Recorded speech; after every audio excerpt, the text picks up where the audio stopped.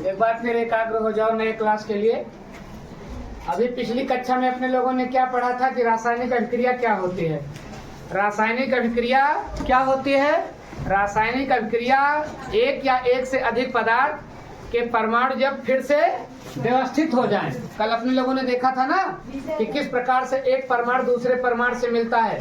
क्यों मिलता है एक परमाणु दूसरे परमाणु से? क्योंकि हर परमाणु चाहता है कि मेरी बाहरी कक्षा में अमूमन कितने इलेक्ट्रॉन हो जाएं? कुछ तत्वों को छोड़ करके, कुछ तत्वों को जैसे हाइड्रोजन या कुछ और तत्व हैं उनको छोड़ करके मैक्सिमम तत्वों का ये वो होता है कि हमारी बाहरी कक्षा में 8 इलेक्ट्रॉन हो जाए। बाहरी कक्षा में 8 इलेक्ट्रॉन हो जाए, इसी के लिए रासायनिक अभिक्रियाएं होती हैं।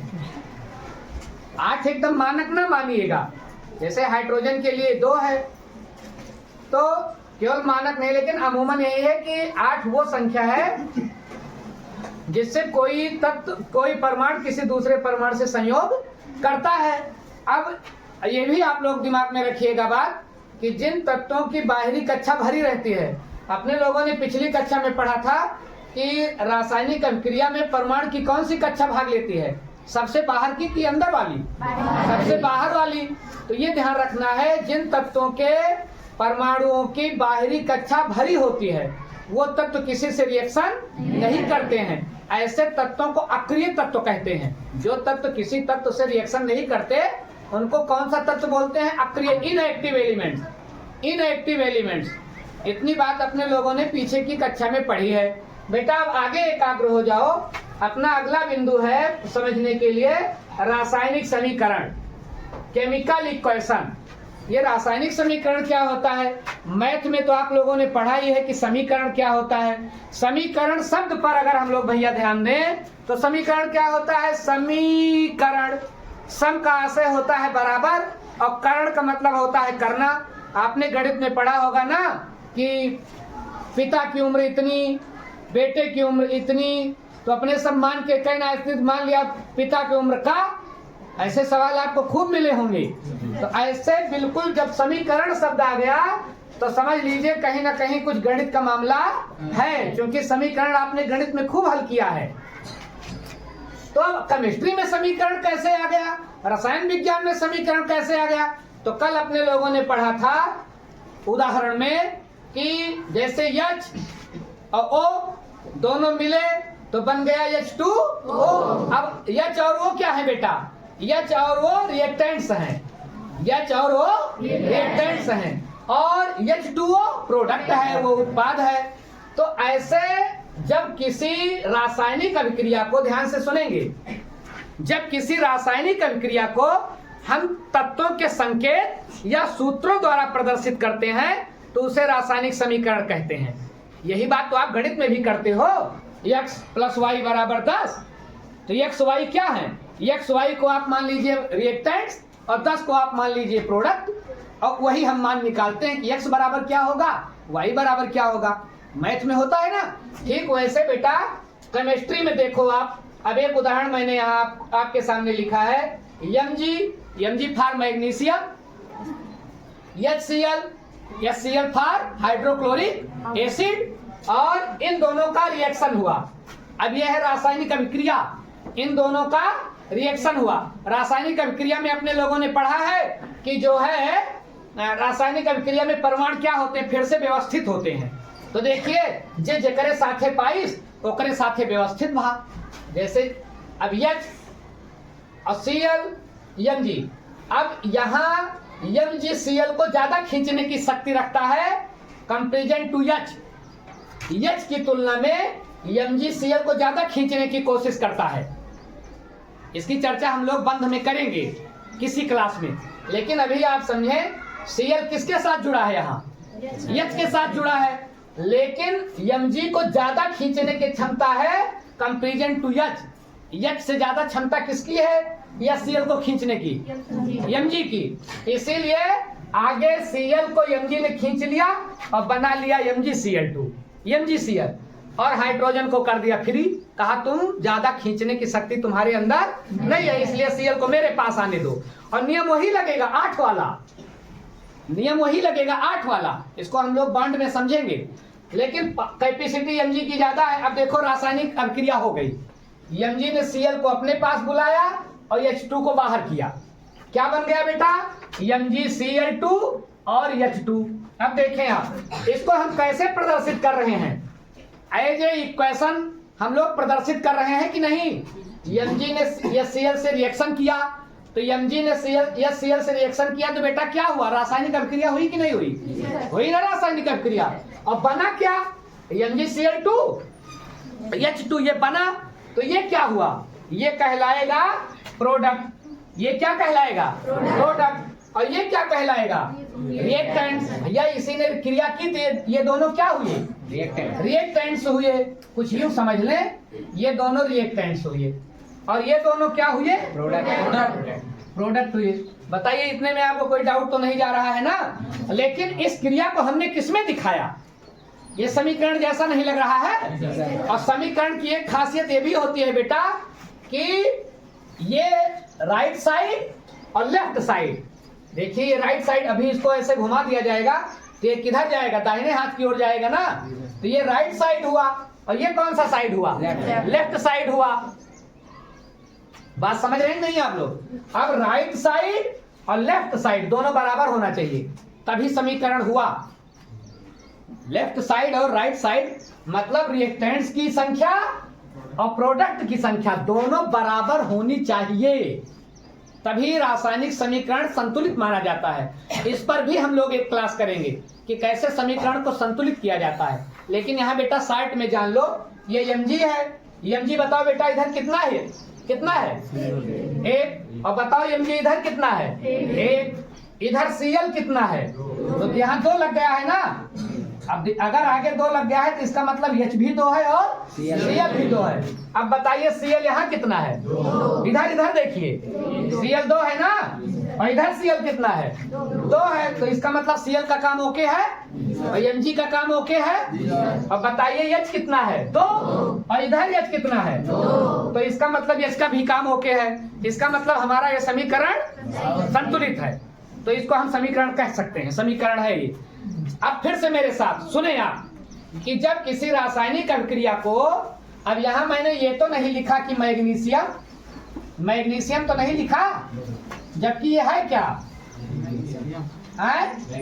ये मैग्नीशियम ही तो है, ये मैग्नीशियम ही तो है। लेकिन मैंने मैग्नीशियम तो नहीं लिखा ना, मैंने मैग्नीशियम की जगह पर क्या लिखा? mg क्या है? मैग्नीशियम का सूत्र है।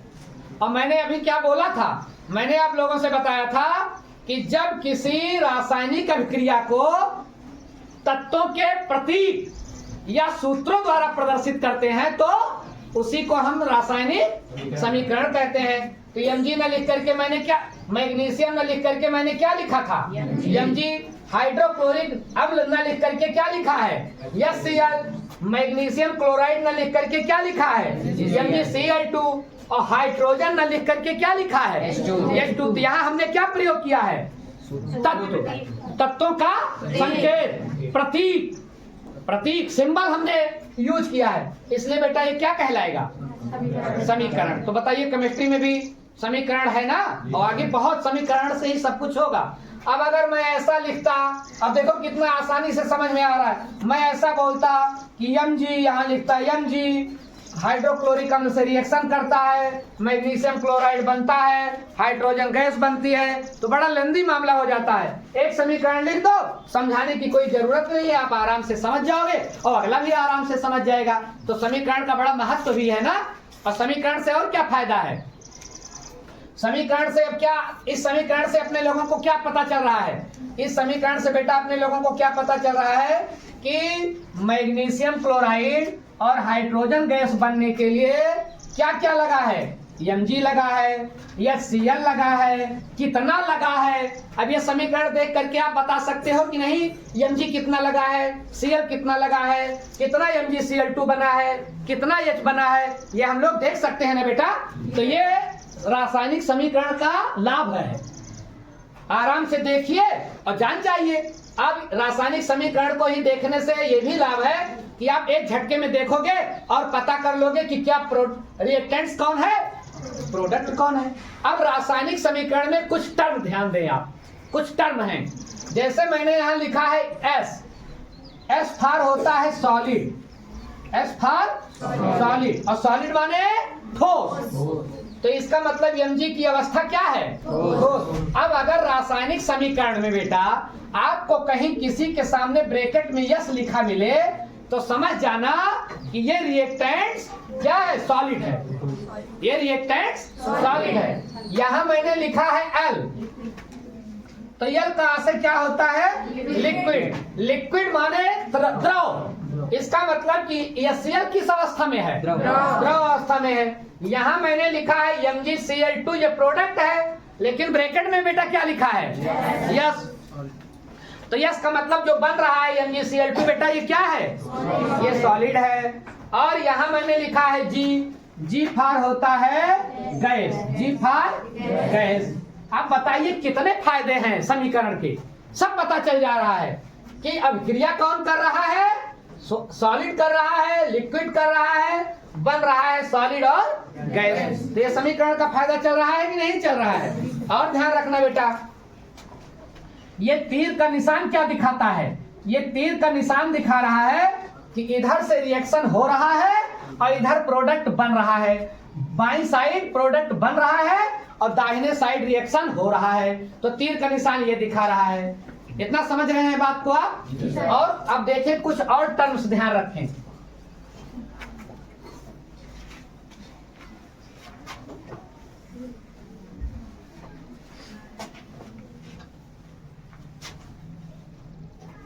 देखिए, अगर किसी रासायनिक अभी मैंने समीकरण में केवल एक तीर बनाया था, तो एक तीर बनाया था तो आपने जान लिया था कि इधर रिएक्टेंट्स है और इधर प्रोडक्ट है। Any type of doubt? कोई डाउट नहीं है इसमें तो ना? अब इधर देखें, अगर ये तीर का निशान कुछ इस तरह ना हो करके इस तरह हो, किसी किसी समीकरण में आपको ऐसा भी तीर का निशान मिलेगा, तो समझ लेना कि ये रिएक्शन इधर भी हो रहा है और इधर भी हो रहा है, साथ साथ दो रिएक्शन हो रहे हैं। तो इसको बोलते हैं बेटा उत्क्रमणीय अभिक्रिया, उत्क्रमणीय अभिक्रिया।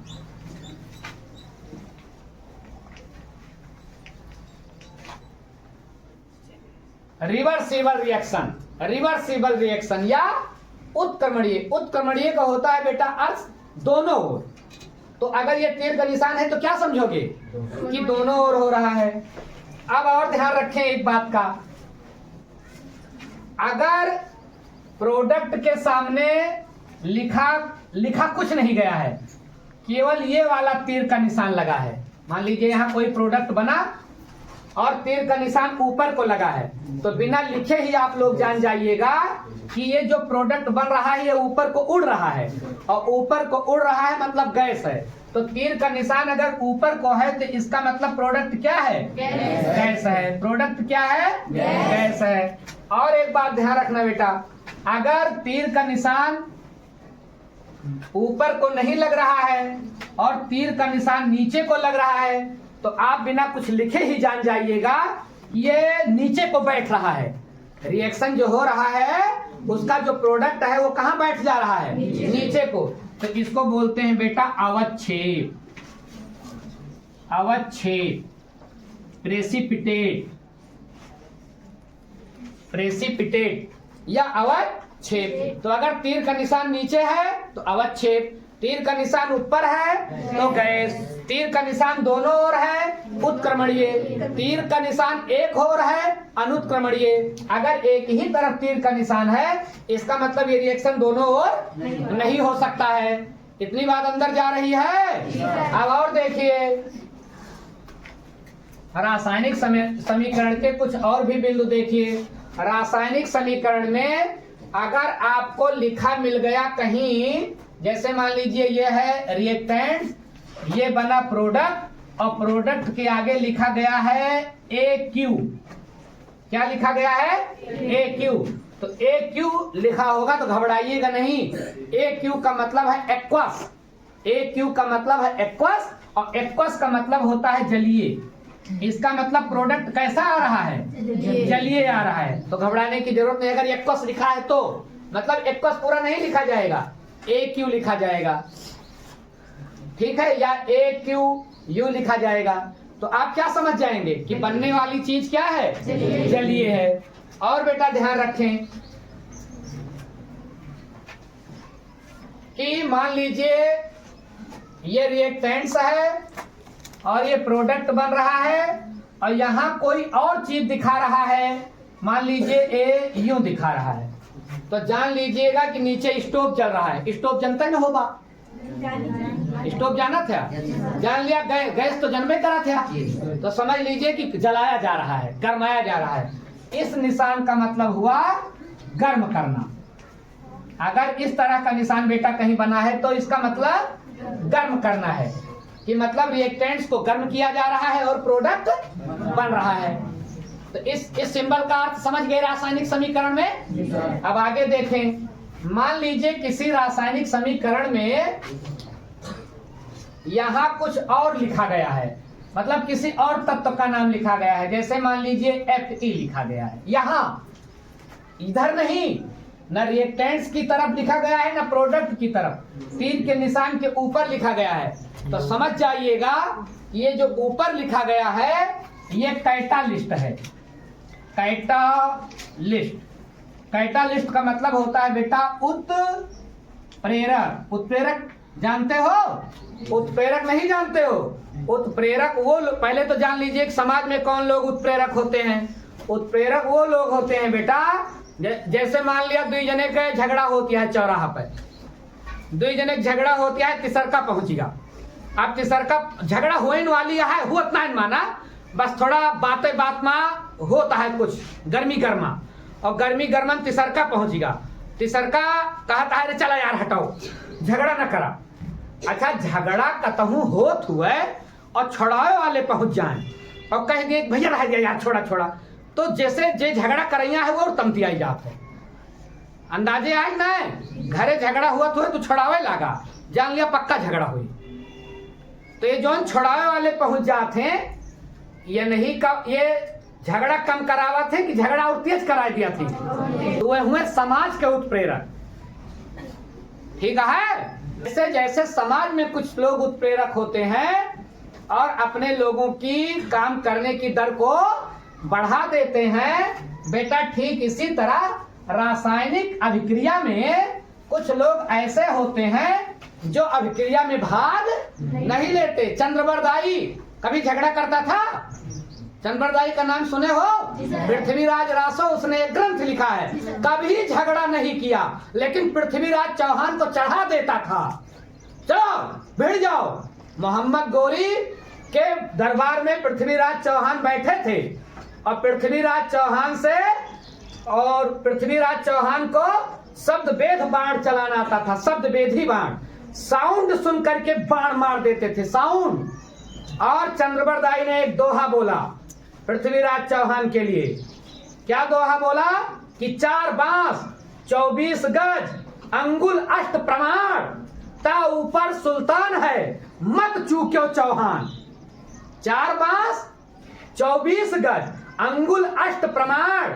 चंद्रबरदाई ने एक दोहा बोला कि 4 बांस 24 गज और 8 अंगुल ऊपर बैठा है मोहम्मद गोरी, मत चूक्यो चौहान, मार दो। पृथ्वीराज ने मार दिया। ऐसे थे चंद्रबरदाई, पृथ्वीराज रासो लिखने वाले। तो कौन है चंद्रबरदाई? कैटालिस्ट। खुद कुछ करें, आल्हा गाएं, जोश आएगा तो फाइटिंग शुरू।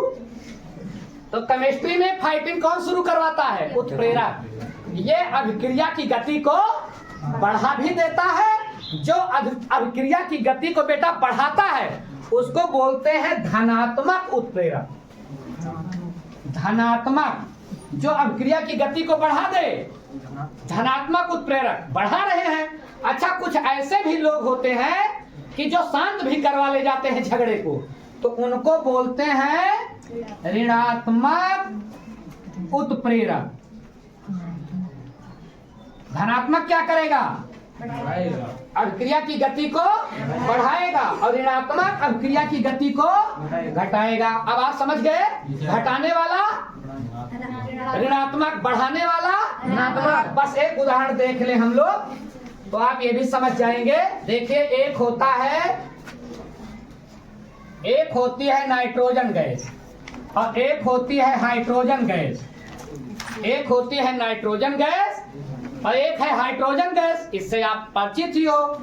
इनको दोनों को लड़ाने के लिए लोहा बहुत तगड़ी भूमिका निभाता है।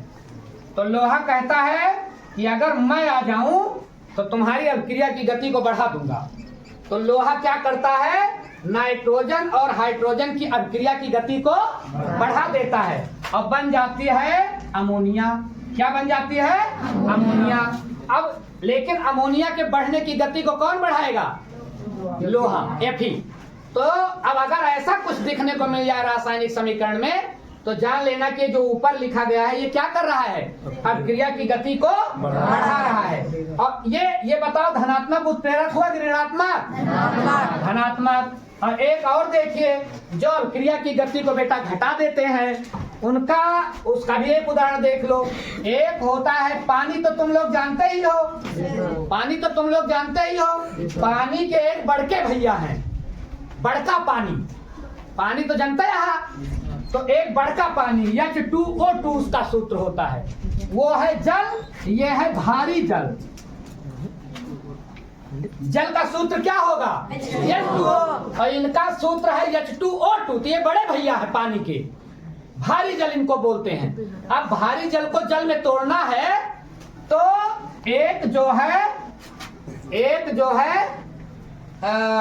एक उत्प्रेरक आता है। अभिक्रिया की गति को कम करने के लिए एक उत्प्रेरक आता है, उनका नाम है बेटा H3PO4,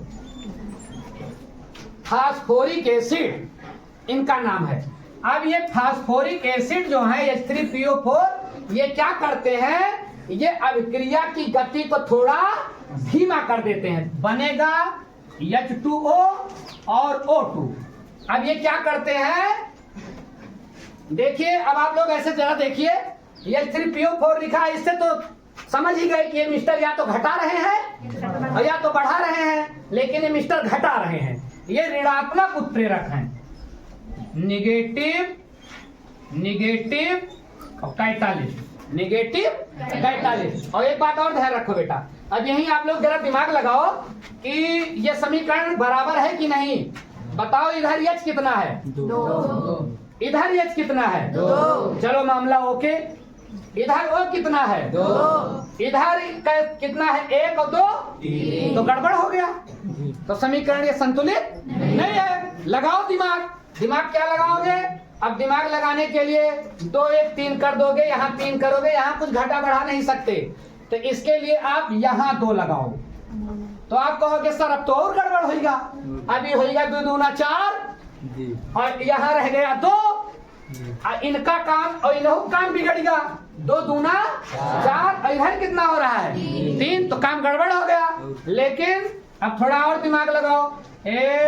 अगर यहाँ 2 बढ़ा दिया तो देखा तो देखो हाइड्रोजन 2 दूना 4, तो यहाँ हाइड्रोजन 2 दूना 4 और ऑक्सीजन 2 और 2 4। दोनों का हिसाब किताब बराबर हो गया। अब ये समीकरण क्या हो गया? बैलेंस। ये समीकरण हो गया संतुलित। अब ये H3PO4 बेटा क्या करेंगे? H3PO4 अभिक्रिया की गति को धीमे धीमे पानी बनाएंगे। तो ये कैसे उत्प्रेरक हैं?